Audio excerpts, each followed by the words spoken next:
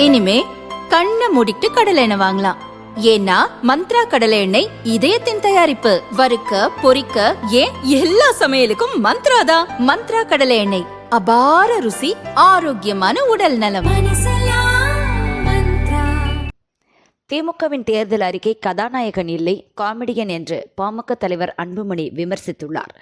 அவரது அறிக்கை: திமுக தேர்தல் அறிக்கையில் தமிழகத்தை முன்னேற்றுவதற்கான எந்த திட்டமும் இல்லை.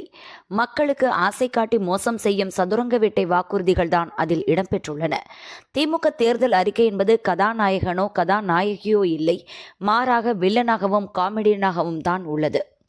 2021 505 வாக்குறுதிகள் கொடுத்த திமுக அவற்றில் 66 மட்டும் நிறைவேற்றியுள்ளது.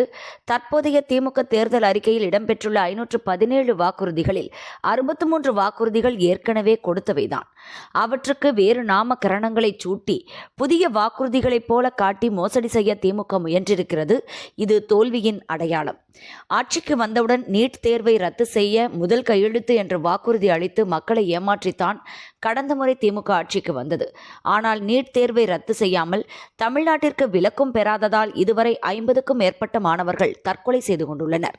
ஆனால் கொஞ்சம் கூட தோல்வி உணர்வும் குற்ற உணர்வும் இல்லாத திமுக நீட் என்ற பெயரை மட்டும் தவிர்த்துவிட்டு மருத்துவம் உள்ளிட்ட உயர்கல்விக்கான தேசிய நுழைவுத் தேர்வுகள் அனைத்தையும் ரத்து செய்ய வலியுறுத்துவோம் என்று வாக்குறுதி அளித்திருக்கிறது. தமிழ்நாட்டில் தமிழை கட்டாய பாடமாகவும் கட்டாய பயிற்று மொழியாகவும் நடைமுறைப்படுத்துவதற்கு வக்கில்லாத திமுக தமிழையும் 8வது அட்டவணையில் இடம்பெற்றுள்ள 21 மொழிகளையும் மத்திய அரசின் ஆட்சி மொழியாக்கப் போவதாக அறிவித்திருப்பது வெட்கக்கேடான நகைச்சுவையாகும்.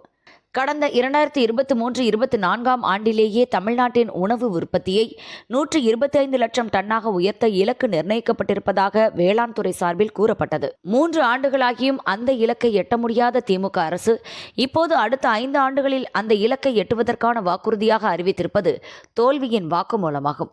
திமுகவின் தேர்தல் அறிக்கை மக்களுக்கு பயனளிக்கக்கூடியதோ வளர்ச்சிக்கு வழிவகுக்கக்கூடியதோ அல்ல.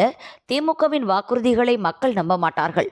வரும் தேர்தலில் திமுகவை வீழ்த்த மக்கள் உறுதி பூண்டிருப்பதால் அதன் தேர்தல் அறிக்கை யாருக்கும் பயன்படாத ஆணிதான் என்று அன்புமணி அந்த அறிக்கையில் குறிப்பிட்டுள்ளார்.